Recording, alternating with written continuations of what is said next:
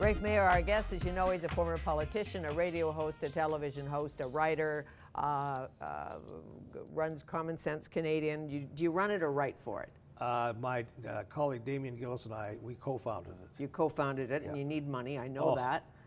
Yeah. So you can get those views out. And the Tyee, you write for the Tyee, and if somebody offered you a radio gig tomorrow, would you take it? Right now, right now. Okay, so back to going down the road, the home stretch, meaning horse racing analogy or not? Horse racing. Mm-hmm. I guess and I think you pointed out in the home stretch that if there was just one God, then we'd know who we'd have to please. And do you think you have to please God to get to the right spot, or who do you have to please, or do you believe in karma? What? Well, you know what's interesting, Wendy, what's interesting, Fanny, is that we are exhorted to praise Him, grovel before Him, in the case of the Jews, not spell His name out, and so on. Mm-hmm. And it strikes me there's kind of a curious dichotomy between a loving God, who is Jesus as well as God, and one that makes you grovel and is going to smack you in the eye if you don't do every little thing He said. I don't know. You know, I don't think anybody knows. No one knows. I've got myself to believing that there is another world. I'd be hard-pressed not to, given the experiences I've had. And the rest of it is just a toss-up. Well, there is faith and there is fact, and if somebody would just come back and tell us what it was like, that would be great. Yeah. I don't have more faith, you see, out of this, Fanny. I have more optimism. I don't have faith. I've got hope. That's what this exercise is given to me. Faith, hope, and charity. Yeah, well, you're going to have to leave out faith, because I ain't got that yet. Well, as what was hard for me as a little bat in Sunday school to believe that there really was a virgin birth, and that there, many Even though of the you didn't know what a virgin was. I didn't, but I thought, you mean, like, who was the mom of Jesus? That kind of thing. Yeah. And the Noah's Ark and the story, was there a Noah? Did he save all those little animals, even the amoeba? Yeah. We all had those questions, and I think any kid in any country in any religion has those questions if they're allowed to ask them. But then we had the fear factor in the catechism. Remember that? Oh, absolutely. Can I tell that lovely little story about a worm? Well, the Sunday school teacher is teaching the children about the evils of life, and takes out a bottle of whiskey and drops a worm in it. The worm shrivels and dies. And he says, now, who can explain that message? And one little boy put out and said, well, if you don't want worms, drink whiskey.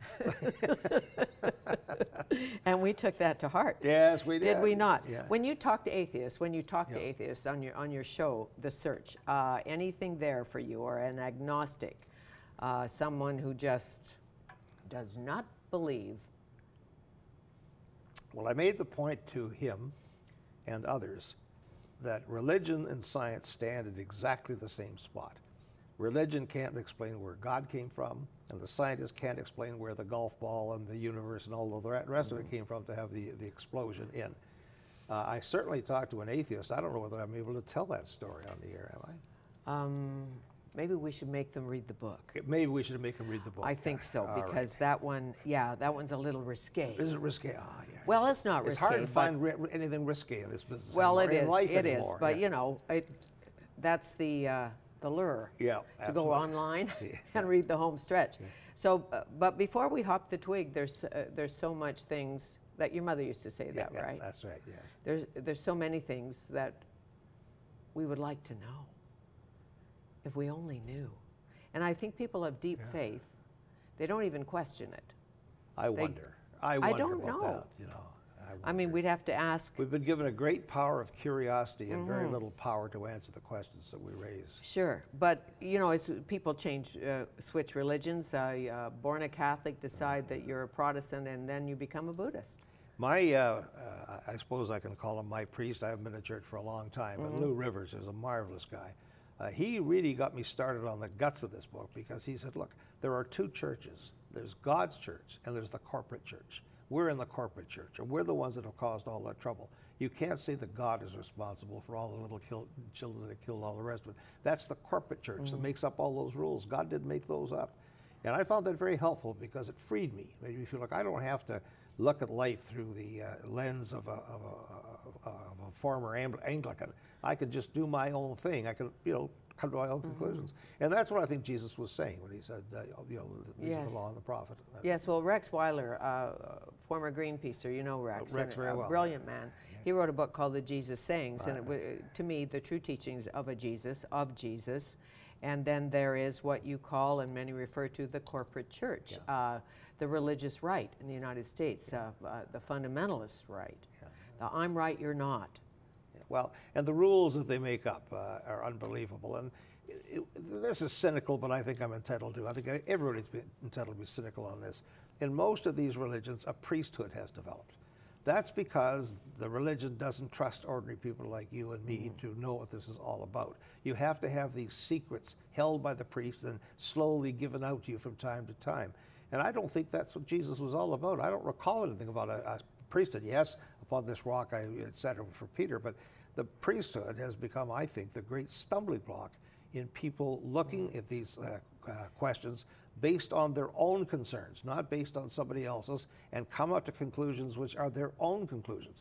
Maybe the conclusion is that the Bible is right in every word, but you have to be first liberated from the priesthood, come at it yourself, take a long, hard look at it, and then come to your own conclusions. Of course, or you take a piece out of the Quran or a piece out of the Bible and say this means homosexuals are bad and we should kill our enemies and there'll be 9 virgins in heaven and all of that, and a thinking person has difficulty with some of that. There's a statue just at the entrance to St. James's Park in London, and it's dedicated to First World War veterans, and underneath it says, "For Saul has slain his thousands and David has slain his tens of thousands."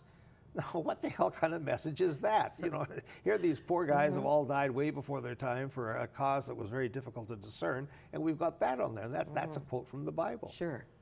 But we do know that someone had to program our genes. Somehow we had to begin. That's right. We do know that. Was it Big Bang? Well, was it in the Garden of Eden? See, this is the great mystery. Was it a parallel universe? Yeah. I don't know. Well, this is the great mystery that divides a lot of Christians, fundamentalists and non-fundamentalists. I am not a fundamentalist. I believe that, of course, we've come down, we've changed over the years, we've evolved. But, as you say, you come back to one tiny little amoeba in one tiny little pond. Somehow they're programmed and somehow the pond is there. How was the pond and the amoeba there in the first time? And how did that amoeba get wired so that it could do all these various things? We take a look at ourselves when we're kids, we take a look at our kids, and all of a sudden when they turn 13, they start to change because they're programmed. Well, how did that amoeba, way back there somewhere, have the power to empower the child? Well, in your chapters, you start with out of the starting gate makes sense, and then is the church good for us? Is there a God? These are deep questions. This could be an encyclopedic work. It's not that long. But the act of dying, do we have a soul? Do you believe in miracles? Is there a devil? Is there a heaven? If so, I think it's the Buddhists that believe, perhaps it's the Hindus, that worldly pleasures never bring deep, abiding happiness. It's Hindus. Yeah, I think worldly pleasures never bring deep, who believe in abiding a number happiness. Of gods. Yes. You know. Yes. When you went to Israel and visited the sacred sites, did you feel you were in the right place as a former Anglican or raised an Anglican? A lapsed Anglican, probably. A lapsed Anglican. Yeah, How about that? As low as it Okay. gets. No, I didn't, Fanny, with a couple of exceptions.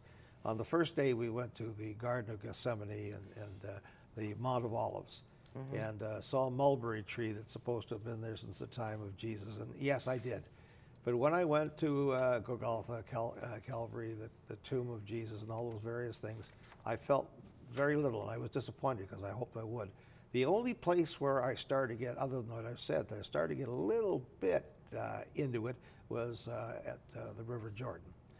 But it's about as wide as this table, and I did take off my socks and shoes so I could walk in it. But oh no, I'm sorry. And one other thing, I think the Sea of Galilee, Sea of Galilee. You know, got me. But yes. the actual the curiosity of having the Jesus tomb 3 feet away from where he went on the cross, and have all of these things are so conveniently placed for tourists.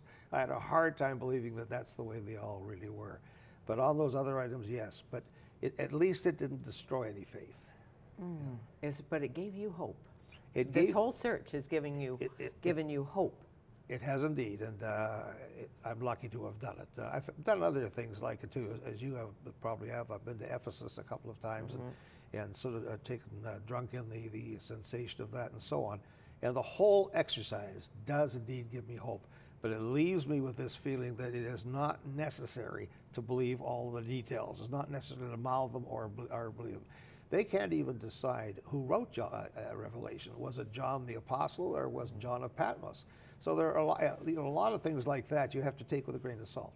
But in totality, yes, I came back. I came up with hope. Nice to see you. Nice to see you again, love. Thank you. Rafe Mair, a common sense Canadian, his new book is called The Home Stretch. It's an e-book.